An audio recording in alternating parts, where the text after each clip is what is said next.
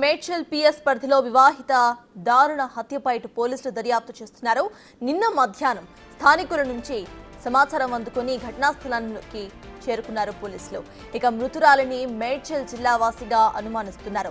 హత్యా సమయంలో ఎంతమంది ఉన్నారు, ఎందుకు చంపేశారు అనే అంశంపై పోలీసులు దర్యాప్తును ముమ్మరం చేశారు. మరోవైపు గాంధీ హాస్పిటల్లో డెడ్ బాడీకి నేను పోస్ట్ మార్టం జరగబోతోంది. నిందితుల కోసం 4 టీమ్స్ గా ఏర్పడిన పోలీసులు గాలిస్తున్నారు.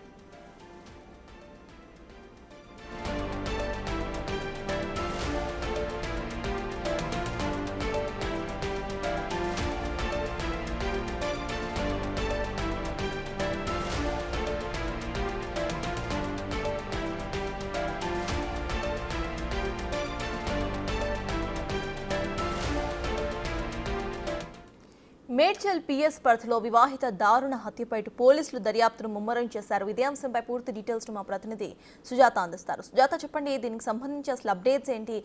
ఎవరైనా మిస్సింగ్ కంప్లైంట్ కానీ అట్లా ఏమైనా నమోదు చేశారా పరిసర ప్రాంతాల్లో? అసలు అప్డేట్స్ ఏంటి?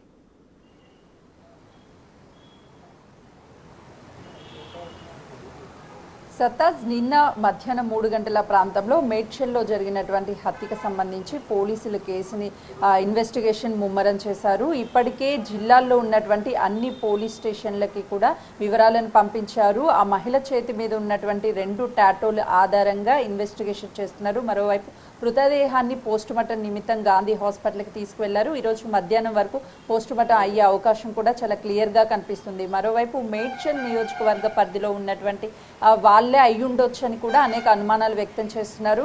అక్కడ జరిగినటువంటి సంఘటన చూస్తే తనకి మహిళకి సంబంధించినటువంటి బాగా తెలిసిన వ్యక్తే అక్కడికి తీసుకువెళ్ళి దాదాపు 10 నిమిషాల పాటు వాళ్ళు మాట్లాడుకున్న తర్వాత వాళ్ళ మధ్య వాగ్వాదం చోటు చేసుకోవడంతోనే ఆ వ్యక్తి తల మీద అక్కడే ఉన్నటువంటి రాతితో అత్యంత కిరాతకంగా దాడి చేసిన తర్వాత తన దుస్తులు, ఒంటి మీద ఉన్నటువంటి దుస్తులు ఏవైతే ఉంటాయో అక్కడ ఆ దుస్తుల మీద నిప్పంటించి చంపేయడానికి ప్రయత్నం చేశారు అని చెప్పేసి పోలీసులు అనుమానం వ్యక్తం చేస్తున్నారు. ఫేస్ ఐడెంటిటీ చేయకుండా ఉండడానికే తల మీద గట్టిగా కూడా ఫేస్ మొత్తం నుజ్జు అయ్యే విధంగా దాడి చేశారు అని చెప్పేసి పోలీసులు భావిస్తున్నారు.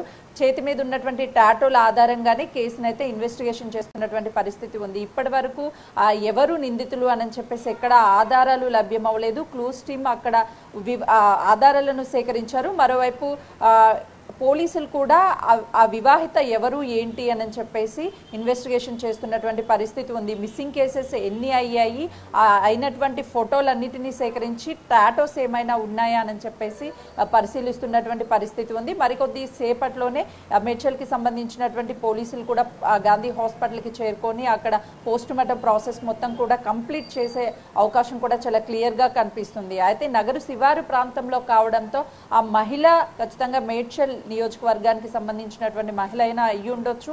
లేదు అనంటే రీసెంట్గానే మ్యారేజ్ అయింది అని చెప్పేసి తన మెడలో ఉన్నటువంటి పుస్తెల తాడు కావచ్చు, అదేవిధంగా కాళ్ళకి మెట్టలు ఇవన్నీ కూడా న్యూగా కనిపిస్తున్నాయి. అంటే రీసెంట్ మ్యారీడ్ అయ్యి ఉండొచ్చు అని పోలీసులు అనుమానం వ్యక్తం చేస్తున్నారు. కాబట్టి ఎక్కడైనా సరే వేరే ప్రాంతానికి సంబంధించినటువంటి మహిళ ఇక్కడ మేడ్చల్కి సంబంధించినటువంటి వ్యక్తిని ఎవరైనా సరే వివాహం చేసుకుందా, లవ్ మ్యారేజ్ చేసుకుందా, ఈ కోణంలో కూడా పోలీసులు అయితే కేసుని దర్యాప్తు చేస్తున్నారు. ఒకవేళ పోస్టుమార్టంలో వచ్చినటువంటి కీలక రిపోర్ట్ ఆధారంగానే ఆ మహిళకి సంబంధించి ఎవరు ఏంటి అని చెప్పేసి వివరాలు సేకరించే అవకాశం ఉంటుంది. చుట్టుపక్కల సీసీ కెమెరాలు అయితే ప్రస్తుతం ఎక్కడ పనిచేయడం లేదు. ఓఆర్ఆర్కి సంబంధించినటువంటి ప్రాంతంలో ఉన్నటువంటి సీసీ కెమెరాల ఆధారంగా ఇన్వెస్టిగేషన్ చేసే అవకాశం కూడా చాలా స్పష్టంగా కనిపిస్తుంది. ఇప్పటి వరకు నిందితులు ఎవరు ఏంటి అనే దాని మీద ఇంకా కూడా క్లారిటీ రాలేదు.